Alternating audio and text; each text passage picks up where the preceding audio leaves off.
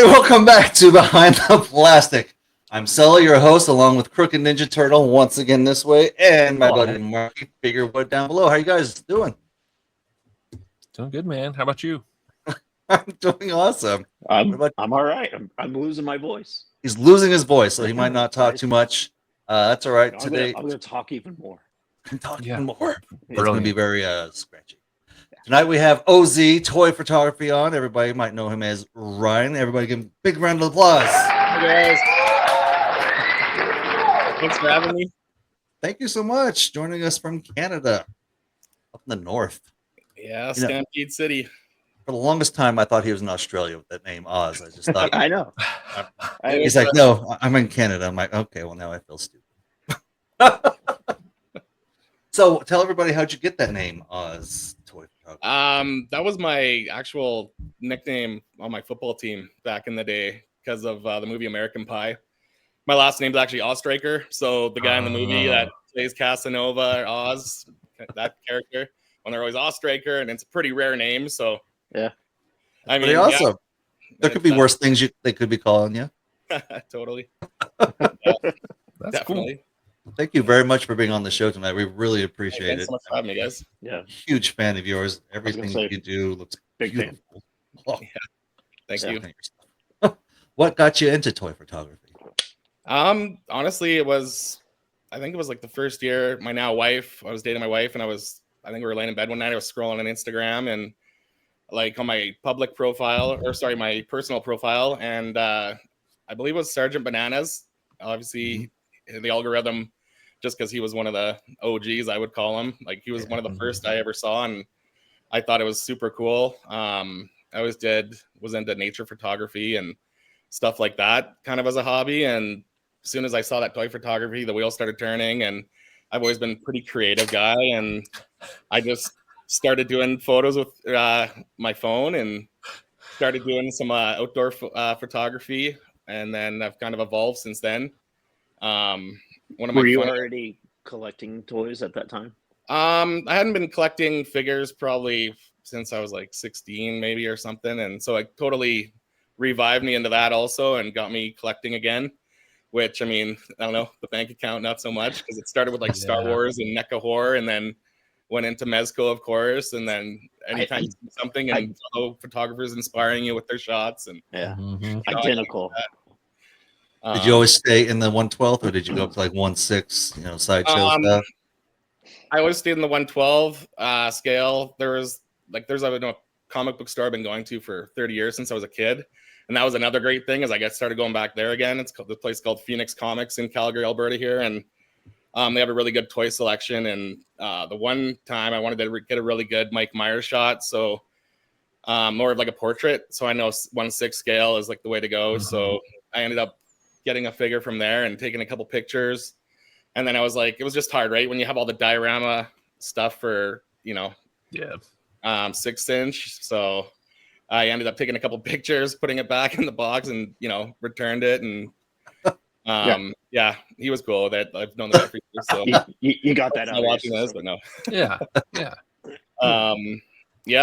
And like I said, one of the funnier stories when I was doing an outdoor shot, it was the NECA Pennywise. Like I like the original with the original Pennywise, the made-for-TV one in the 90s. Tim Curry. I think of the actor. Yes, thank you, Tim Curry. And I was with my wife, and we're at the dog park over by our house here. And I parked my car. I had I think it was with my phone still. I'm not sure. But I had a little Gobi tripod, and I get out, and it was still a little bit wintry out. And I just had the driver's door open. I laid on my stomach, set up the shot. And my wife's, or my girlfriend at the time, she was sitting in the car with the dog, and I'm on my stomach, and I'm, setting up this photo, and all of a sudden I hear this car behind me, and this lady get out, and are you okay? And and my belly's hanging out like crop top, and I was laying on my stomach, and I'm like, no, I'm okay. Just I'm good. Couldn't see the tripod and the figure, and she goes, okay, good. I thought you were dead. I was gonna call the cops. Laying beside the car with the door open, lights, like car's still running, because it's winter. And anyway, so yeah, that's that ended my outdoor photography career now. And your girlfriend still married you? Yeah, she was my girlfriend at the time, Heather. Now she's my wife, so she made it through that. So She's Yeah. good people. It's a good test. Yes, it's a good test. yeah, so That's So awesome. that was the last time you did outdoor photography. I don't think it was the last time. I just say that as a joke, I guess. But Okay, I mean, all right.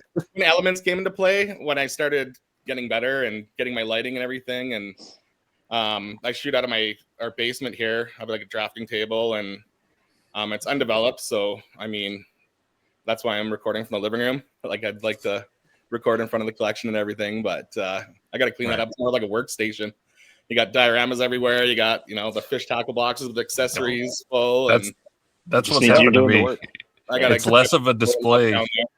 Yeah. I've gone from having a display to it's a filing system. Everything's like it's just a workshop now. So Yeah. oh, I need look to get here, like look at Marky's that got mess. going in here. I don't feel so bad, Dad. Drywall up. Yeah. To stop spending money on figures. Maybe I could redo the basement. Yeah. Right? So Awesome. Yeah. Let's look at some of your stuff here. How soon into it did you go from shooting on a phone to shooting on a camera? I think when did I start? If you scroll to the very bottom, like on my page, it was like 2020. So about like a half year into it, I think. Okay. Okay. So pretty Started quickly. shooting in with I think it was a Nikon B500 or something, B700. And I was using a 50 mil nifty 50 Sony 50 mil lens. For the more in-depth shots, I don't use that lens a lot now. I have a Sigma, Okay.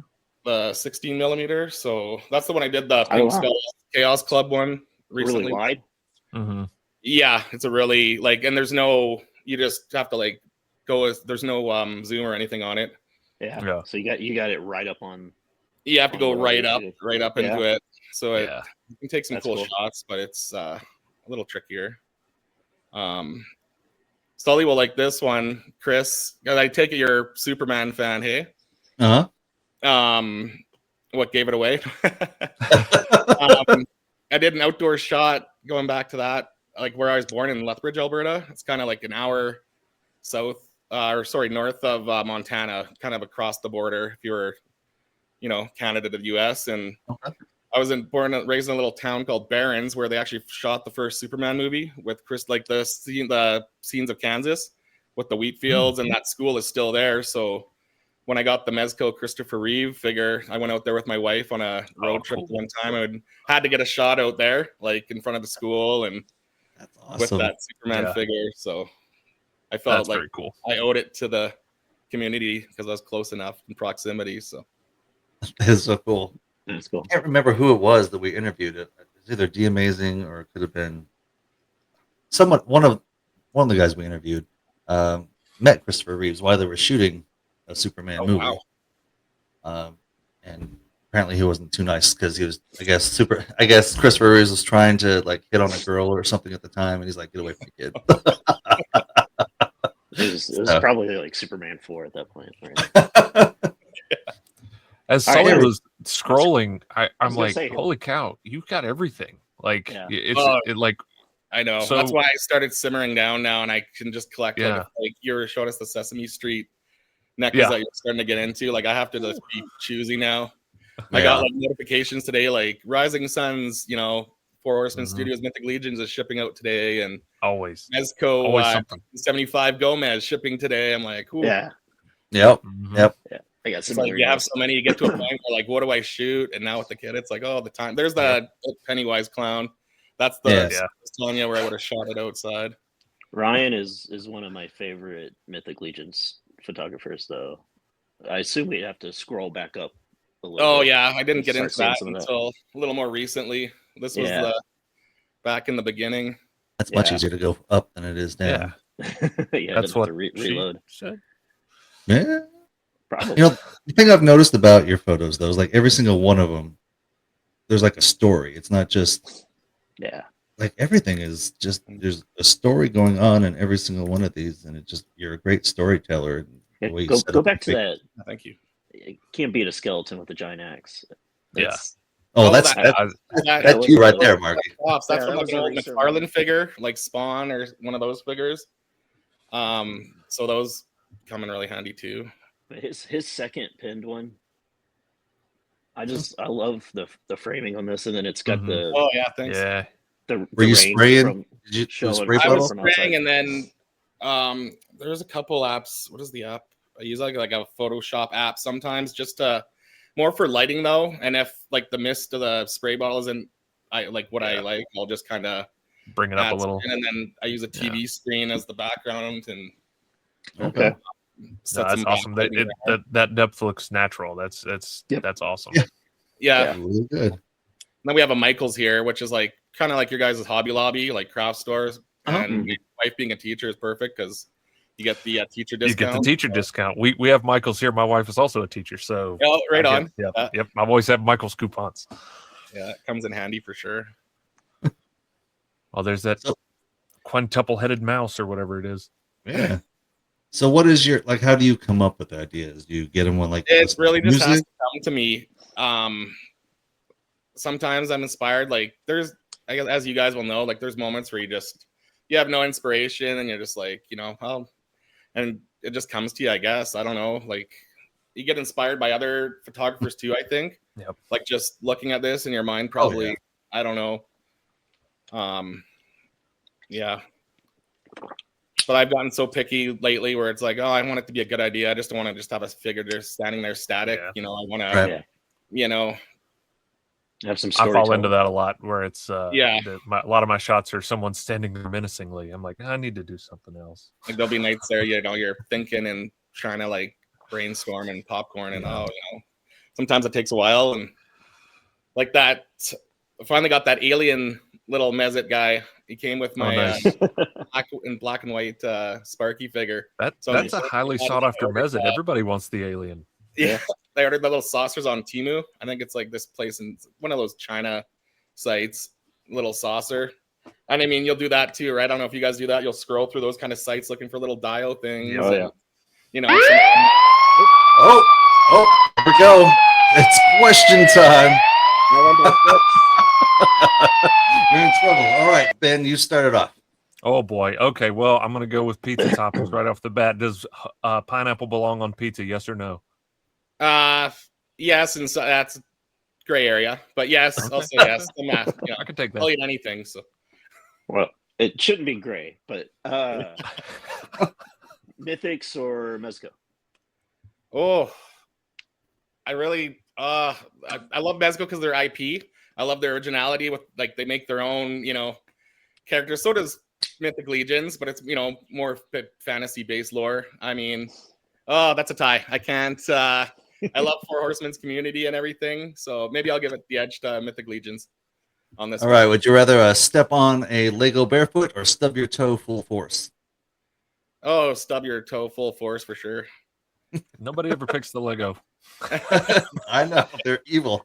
I'm Yeah, already so- seeing into the future with having my son. So Yeah. I know it's As coming. diverse as your collection is, let's say you got to drop everything but one line. Who are you sticking with? Ooh, Mezco. Okay. It's a good choice. Not even toys, but Because just of the versatility, I think, right? Mhm. I mean, yeah, sci-fi or horror. horror for sure. Yeah. All right. Horror, yeah. I've always been a big horror guy since I was a kid, and yeah, What is the one figure you regret buying? that I regret buying. Oh, how much time we got left? Oh, 12 10 seconds. seconds. I've got to get a buzzer beater here. That I regret buying. There's probably a couple Marvel Legends I've bought. I can't remember the characters. Like I have a Tombstone recently because I thought the head would easily swap on the. And we gotta go. Goodbye. Thank you so much.